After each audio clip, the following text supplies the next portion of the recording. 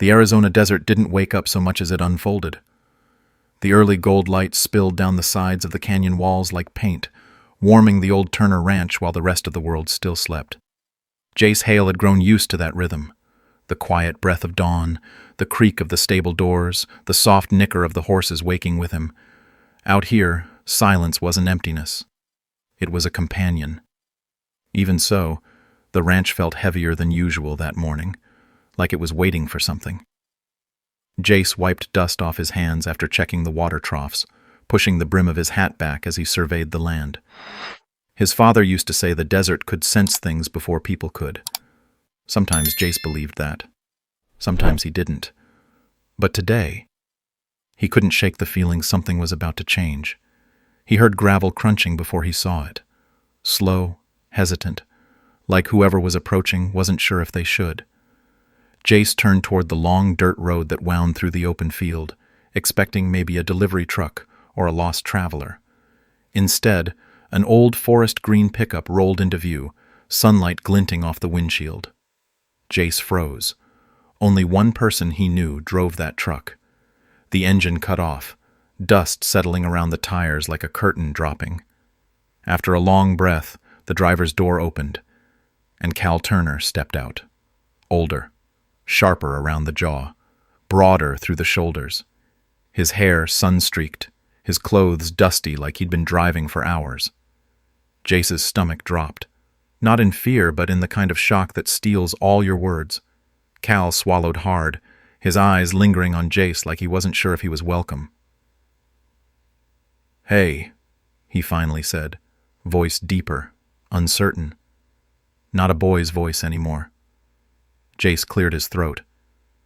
"Didn't expect to see you back." Cal hiked his backpack over one shoulder. "I wasn't sure where else to go." Something flickered in his expression. Exhaustion, maybe. Or sadness. Or both. Jace stepped back. "You're here now. Come inside." The ranch house hadn't changed much in 6 years. Same wooden beams, same framed photos, same faint smell of cedar and old leather. Cal paused in the doorway, like crossing inside meant crossing into a memory. "It's the same," Cal murmured, touched by something he didn't say out loud. Jace nodded. "Didn't see a reason to change it." Cal smiled faintly. "You always liked routines. And you always broke them." Cal laughed under his breath, quiet but real. And Jace felt something in his chest loosen that he didn't know had tightened. They ate leftover stew for lunch, sitting across from each other at the kitchen island. It felt strange and familiar all at once, like no time had passed and yet everything had. Cal asked about the horses, the land, the repairs Jace had done alone.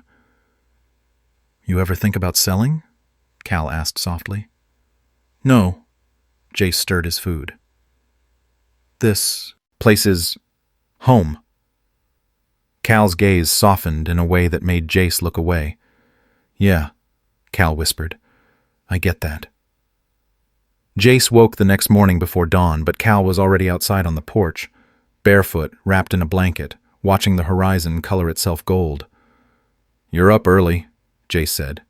Cal smirked. "Couldn't sleep." "You okay?" Cal shrugged, not meeting his eyes. "The desert's quieter than I remember." "Too quiet?" "Maybe, but it feels honest." Jace leaned against the porch rail beside him. Cal looked at him then, the first direct, lingering look since yesterday, and for a second the air between them tightened, warm and heavy with something familiar.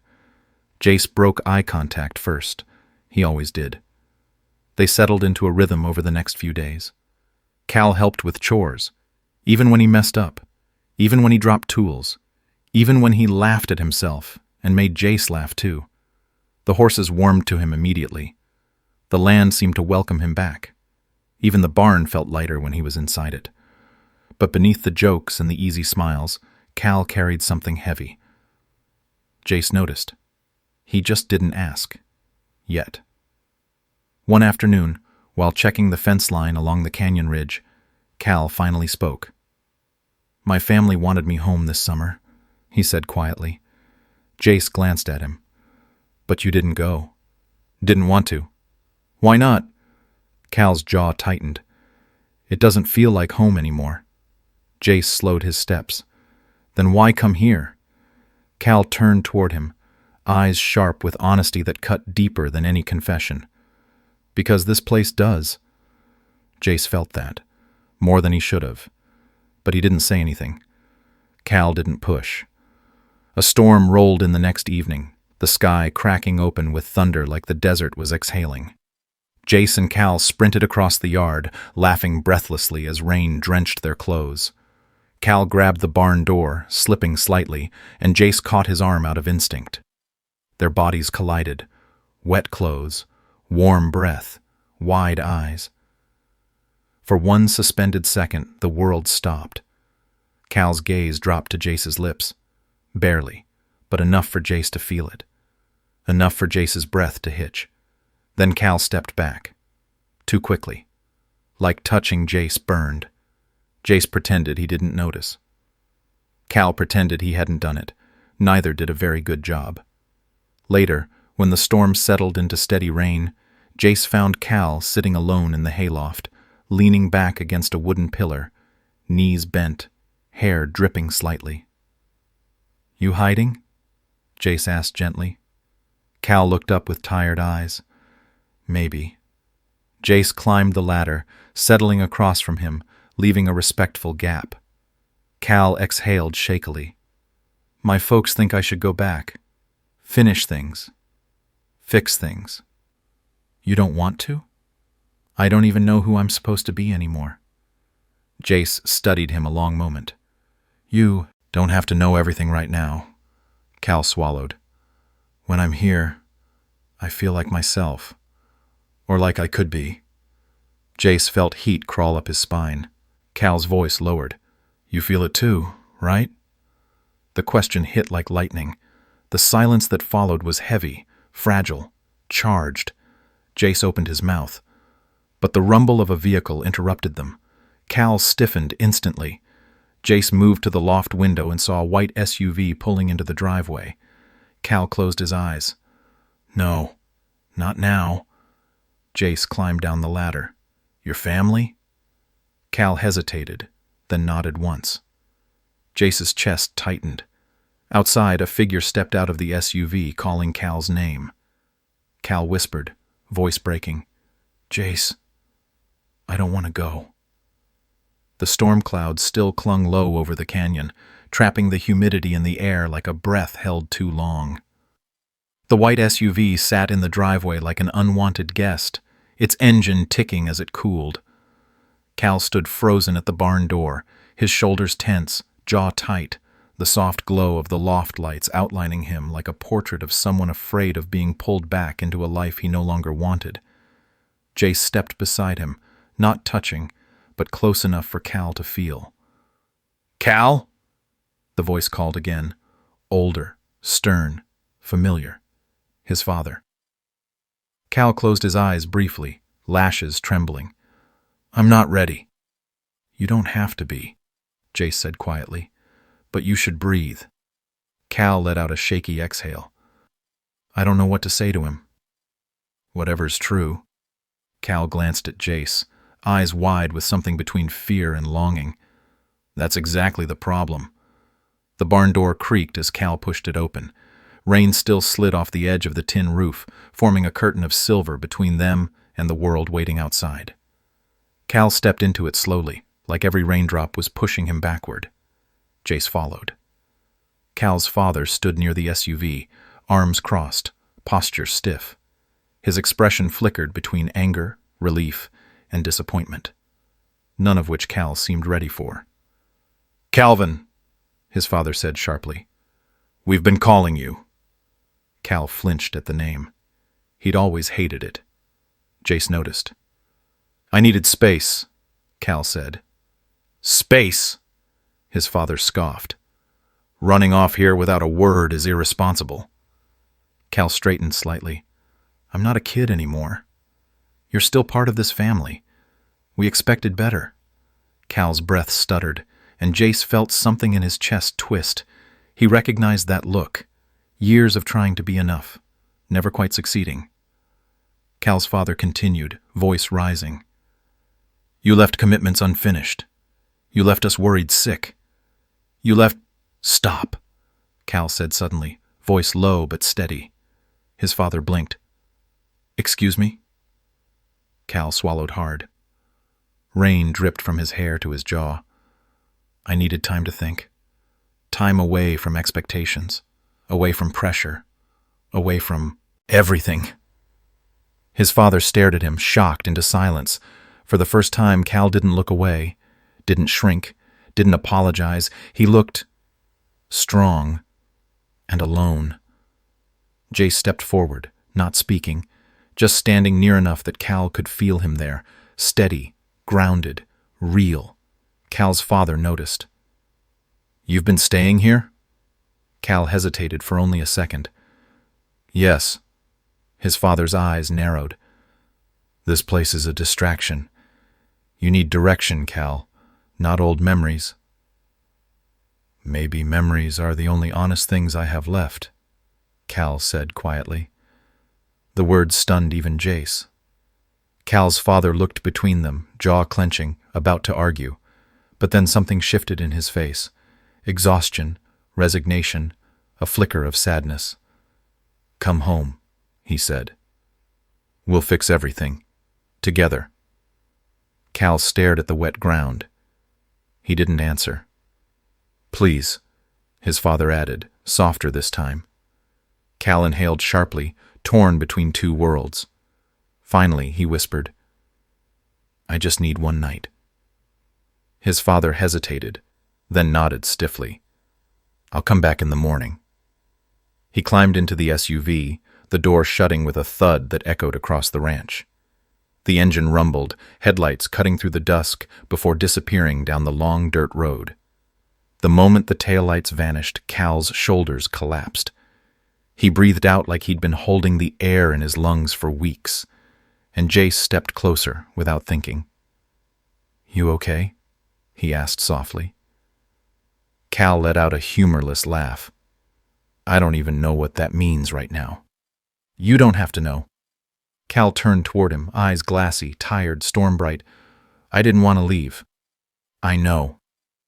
There's nothing left for me back there, Jace. Jace's throat tightened. You sure? Cal looked at him then. Really looked. Like the entire world narrowed to a single point between them. I'm only sure about you. Jace's breath hitched. The rain softened around them to a mist, warm and quiet. Cal took a small step forward. Jace didn't move. You said I should say what's true, Cal whispered. So, here it is. Jace swallowed. But Cal shook his head, stepping even closer, their chests almost touching. I feel like myself here. With you. Only with you. Jace's heart punched against his ribs. The air between them hummed. Then Cal added, in the faintest, rawest voice, Tell me I'm not imagining this. Jace couldn't lie. Not now. Not after 6 years of silence, tension, and all the words they never said. You're not imagining it, Jace breathed. Cal exhaled like he'd been drowning. For a moment, the world stilled. Warm. Quiet. Electric. Cal lifted a hand slowly, hesitantly, and brushed Jace's cheek with his fingertips. Light, trembling, reverent. Jace closed his eyes. The touch lasted only a second. But it said everything. Everything they had been avoiding. Everything they were scared of. Everything they wanted. Cal dropped his hand abruptly, overwhelmed. I'm sorry, he whispered, stepping back. I shouldn't. Jace grabbed his wrist gently. Not forceful, just enough to stop him. Don't apologize for feeling something real. Cal's breath shook. His eyes burned. He looked shattered and hopeful all at once. Then why does it hurt so much? He whispered. Jace didn't have an answer. Night fell thick and warm. The ranch lights glowed soft against the dark sky. Crickets hummed. The air smelled like wet earth and pine.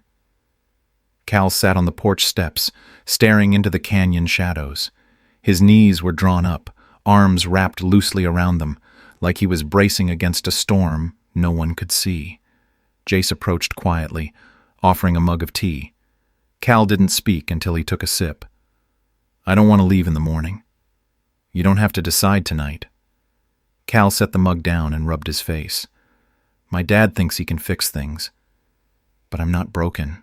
I'm just tired." "I know," Jace said softly. "Do you?" Cal looked at him, voice aching. "Because sometimes it feels like I've been fighting alone for years, and the only time I can breathe is when I'm here." Jace sat beside him, close, but not touching. "You're not alone here," he said. Cal trembled once, barely, but Jace saw it. "Jace?" he whispered. "Yeah? Will you stay out here with me?" Jace nodded. "As long as you want." They sat in silence. A warm silence, a healing one. At some point, Cal leaned his head on Jace's shoulder. Jace stilled, unsure if he should move. Cal didn't lift his head. He whispered, "Is this okay?" Jace's voice was barely audible. "It's perfect." And for a long, quiet time, they just breathed together under the deep Arizona night. Rain-soaked, heart-sore, and slowly, cautiously, falling into something neither dared name. Cal didn't sleep. Not really. Near dawn, Jace woke to find the porch empty. Panic stabbed through him. He jumped up, scanning the yard, and saw Cal standing near the horse corrals, staring at the sun as it climbed over the canyon rim. Jace hurried to him. "You all right?" Cal nodded slowly. "I just needed to feel the sun before everything changes." "You haven't decided anything yet." "I have." Cal's voice was soft but steady. Jace's chest tightened. "And?" Cal turned toward him, expression open, raw, fierce. "I'm staying." The words hit Jace like a breath he didn't know he needed. Cal stepped closer, eyes flicking briefly to Jace's mouth, reflexive, unguarded, but he didn't act on it. Instead, he whispered, "I don't want to run anymore. Not from who I am. Not from what I feel. Not from you." Jace swallowed hard. The air hummed again, warm, buzzing, real. "Cal," he whispered. But before he could finish, the crunch of tires rolled up the driveway. Cal's father. A final test. Cal didn't step back this time. He didn't hide. He didn't lose his breath or shrink into himself. He stood tall. Jace stood beside him. Cal's father approached slowly. "Ready to come home?" Cal shook his head. "No, I'm staying here." His father's face tensed. "Cal, this isn't a phase," Cal said, voice steady as stone. "This is my choice." His father looked between the two of them again, really looked, and something softened, heavy and reluctant. "Then, take care of yourself," he murmured. "I will," Cal said. A long silence stretched out. Then his father nodded once, stepped back, and left without another word. The SUV traced down the long dirt road, disappearing into the sunlit horizon. Cal exhaled a trembling breath, a relieved, exhausted, liberated breath. He turned to Jace slowly. "We're really doing this?" Cal asked softly. Jace didn't answer with words. He stepped closer, carefully, gently, and placed a hand against Cal's jaw, guiding him into the warm glow of morning. Cal leaned into the touch like he'd been waiting years for it. Jace's voice was rough. "Yeah, we are." Cal smiled, wide, unguarded, beautiful. And then he rested his forehead against Jace's, breathing the same air, the same warmth, the same truth. No kiss. Just closeness. Just a quiet promise. YouTube safe. Tender. Real. Cal whispered, "I'm home." Jace whispered back, "Yeah, you are." And the Arizona sun rose over them, two silhouettes standing close at the edge of a new beginning, as the canyon winds carried the softest, warmest silence they'd ever known.